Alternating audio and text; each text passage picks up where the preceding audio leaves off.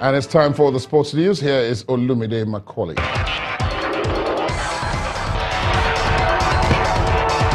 Thank you, Ladi. Welcome to Sports News. Sloane Stephens' U.S. Open title defense has ended with a 6-2, 6-3 quarterfinal defeat to Anastasia Sevastova as the Latvian avenged a 2017 loss to the American on the same stage. She reached the semifinals of a Grand Slam for the first time after toppling Stephens in brutal heat and humidity. Stephens joined an exodus of women's seeds that saw world number 1 Simona Halep and world number 2 Caroline Wozniacki exit in the first 2 rounds.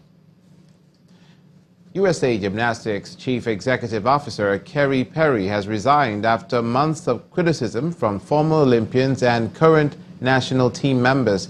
Perry was named in December 2017 to replace Steve Penny, who resigned in the spring of 2017 as a result of the Larry Nassar sexual abuse scandal. Perry's departure will be the second in a matter of days for USAG following the exit of the coach of the Women's Elite Development Program, Mary Lee Tracy, just 3 days after she was hired.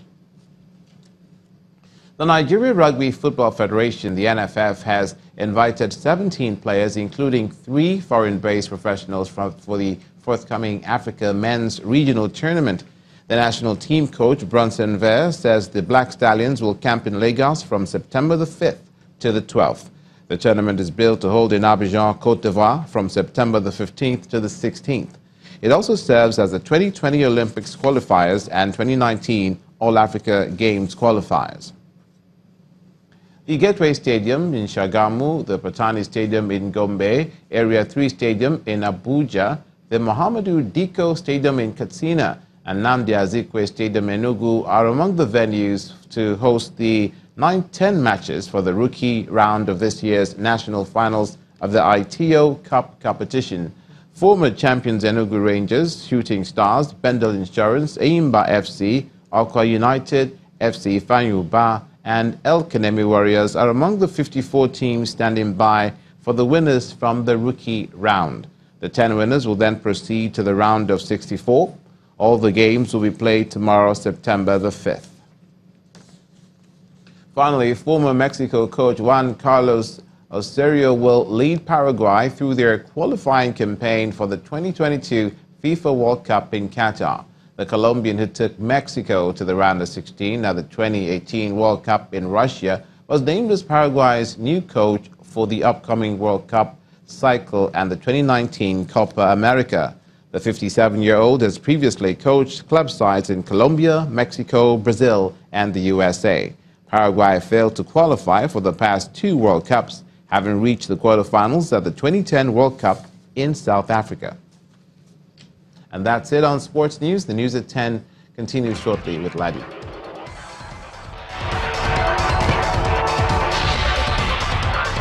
Thanks, Olumide. Japan is experiencing its worst typhoon in 25 years. Typhoon Jebi made landfall in western areas, bringing heavy rains and reports of winds of up to 172 kilometers per hour.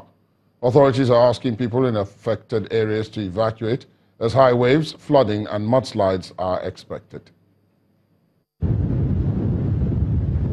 Typhoon Jebi hit western Japan with torrential rain and powerful gusts of winds, claiming lives. It is said to be the most powerful typhoon in Japan in 25 years. It has moved on a northward trajectory at a speed of 45 kilometers per hour since its landing.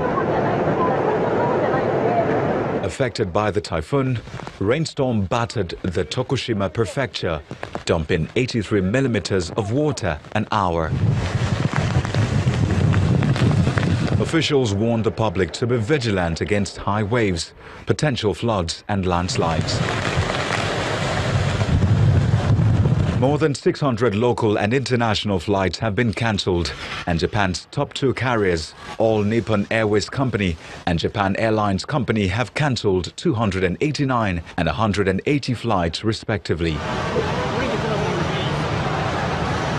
The Tokaido Shinkansen and Sanyo Shinkansen bullet train lines have been suspended as well, and parts of major highways have also been closed.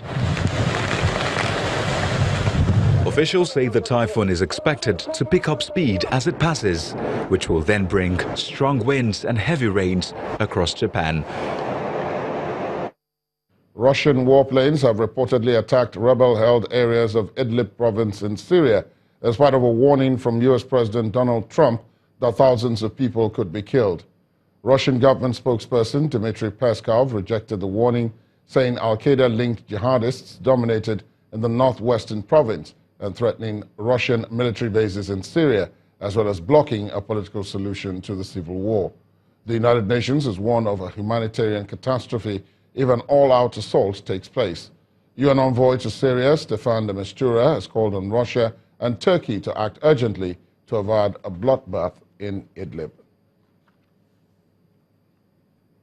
And the main news again. President Muhammadu Buhari today disclosed that Nigeria has gained infrastructure projects worth $5 billion from different partnership deals with China in the last 2 years. The president, who was speaking during a roundtable at the ongoing forum on China-Africa cooperation in Beijing, also allayed fears of Nigerians over indebtedness to China, saying the country is capable of repaying its debt as and when due. Also today, the Inspector General of Police, Ibrahim Idris, ordered the arrest and detention of officers who carried out a search on the home of elder statesman Edwin Clark. The police chief denied knowledge of the search. Thanks for being with us. That's tonight's news at 10. My name is Ladi Akiridolu Ali. Good night.